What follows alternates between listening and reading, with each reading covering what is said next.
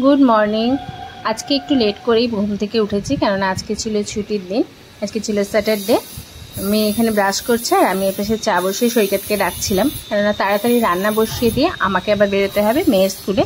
PTM ছিল আজকে, তো আমি দেখো আজকে তাড়াতাড়ি রান্নাটা করে নিচ্ছিলাম। হাফটা রান্না করে আমার টাইম হয়ে গেছিলো, তখন আমি আর মেয়ে গেলাম মেয়ের স্কুলে। ওর বাবাই নিয়ে গেছিলো আমাদেরকে।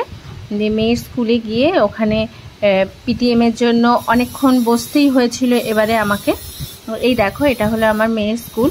তো পিটিএম হয়ে যাওয়ার পর ওদের এখানে বুক ফেয়ার চলছিল। তো মেয়ে এখানে বুক ফেয়ার থেকে কিছু বই আগে তিনি সিলেক্ট করে গেছিলো, সেগুলো আমাকে দেখাচ্ছিল নেওয়ার জন্য, কিন্তু সেগুলো আমার মোটেই পছন্দ হয়নি। তো আমি আমার পছন্দ মতন ওকে বললাম এগুলো নে, এগুলো তাও তুই পড়তে পারবি। ও তো একটা এমন বই, মানে ও শুধু কভার দেখে একটা বই পছন্দ করে নিয়েছিল।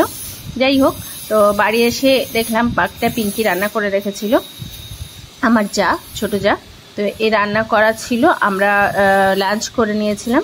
লাঞ্চ করে নিয়ে মেয়েকে এবারে বিকেলবেলাতে একটু তাড়াতাড়ি পড়িয়ে নিয়েছিলাম, কেননা ও বলেছিল আমি আজকে একটু ঘুরতে যাবো। এদিকে ওর এক্সামও চলছে, তাই বলেছিলাম একটু যে আর মানে বেশিক্ষণ শুয়ে লাভ নেই, একটুখানি পড়ে নে।